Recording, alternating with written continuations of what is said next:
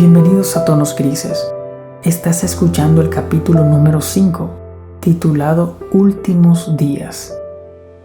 Mi nombre es Arnulfo Blandón y como siempre quiero pedirte que te quedes de principio a fin, que escuches la historia, que la disfrutes y si crees que a alguien le puede servir o interesar, que la compartas con amor y oración.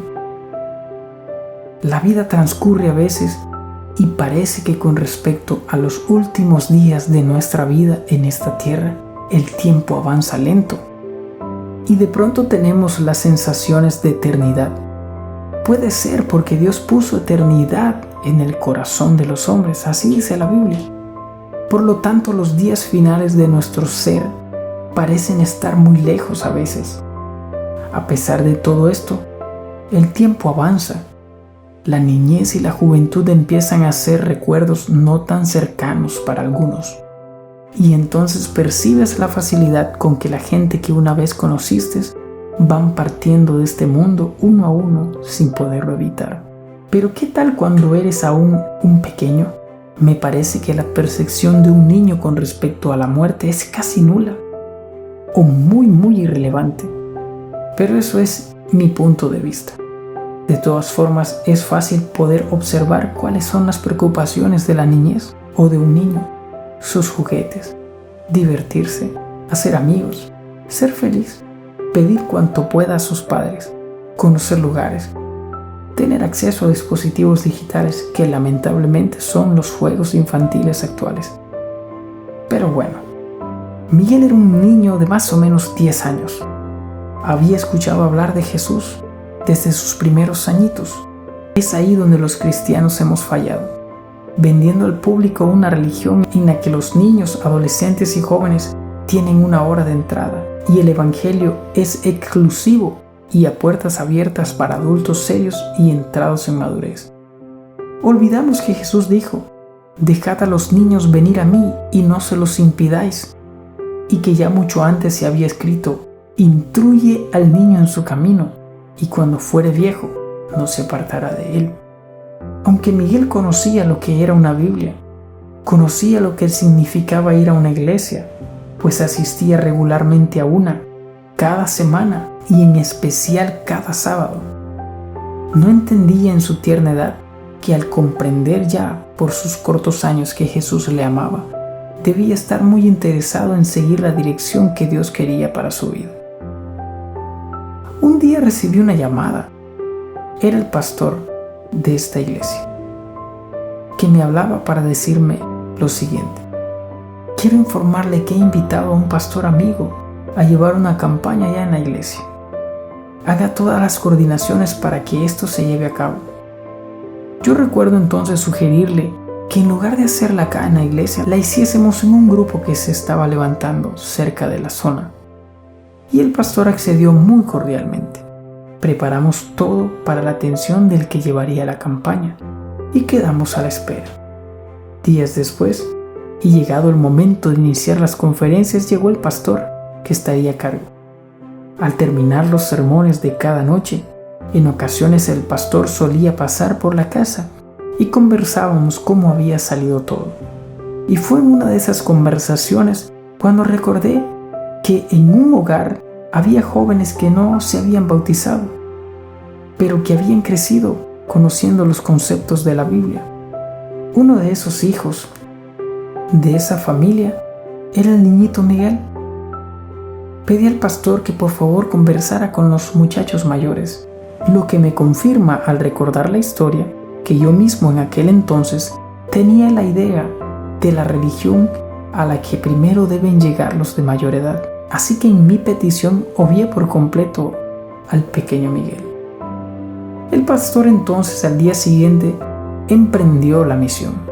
Cuando tuvimos la oportunidad de volver a conversar, yo le pregunté cómo le había ido con los jóvenes, a lo que él me contestó que no había buenas noticias, ya que los muchachos pensaban en su corazón que no era el momento de tomar esa decisión. «Qué lástima», contesté. «Ah», dijo el pastor, «también encontré en ese hogar a Miguel». «Ah, sí, es verdad», dije, «estaba también el pequeño». El ministro me dijo entonces fíjate que llamé a Miguel y a pesar que sé que es un niño ofrecí bautizarlo, poniéndome como ejemplo para él, ya que yo fui bautizado cuando tenía apenas 9 años. Y le expliqué que mi madre había hecho un compromiso con Dios y la iglesia para orientarme en mi tierna edad. Y le dije a Miguel, y mira hijo, hasta acá Dios me ha guiado. ¿Qué piensas entonces?, le dije al niño. Tus hermanos mayores no quieren, pero tú puedes ser su ejemplo. Miguel contestó con una sonrisa que era una suma de inocencia y pena. Estoy pequeño. Tomó su pelota de fútbol y se fue.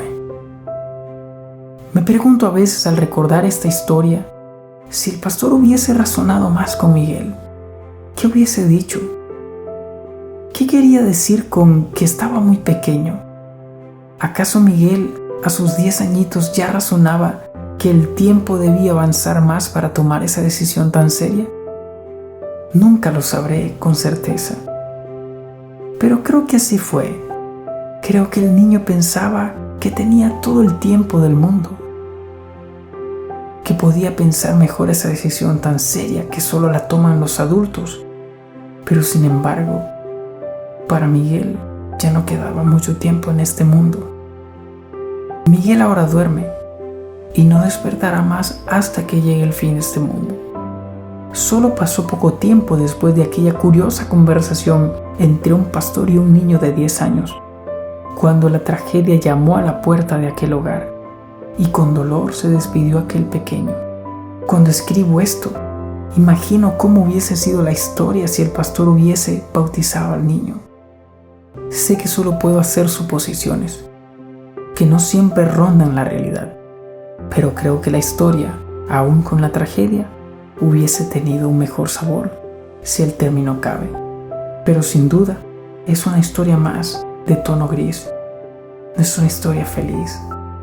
No es una historia que dejó una familia llena de esperanza, dejó una familia llena de dolor. Me sorprendo yo al recordar cómo el pastor me dijo: pero allí estaba Miguel, y lo tomé en mis brazos y le dije que siguiera a Jesús. Me sorprendo al recordar eso. Y quiero decirte una vez más a ti que escuchas esta historia, que alguien te la envió intencionalmente. Si tú crees que Dios te ha buscado, si tú crees que Dios se ha acercado a ti, abre tu corazón y búscalo decididamente. Y que tu vida no acabe con un tono gris, sino que tu vida al final, al ocaso de ella, pueda tener un tono de esperanza para tus seres amados.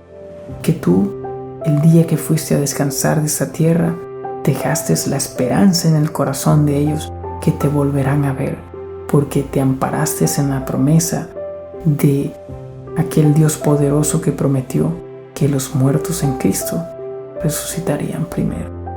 Cuídate mucho. Gracias por escuchar la serie Tonos Grises. Compártela. Hazlo con amor y oración. Y no te olvides de estar pendiente del próximo capítulo.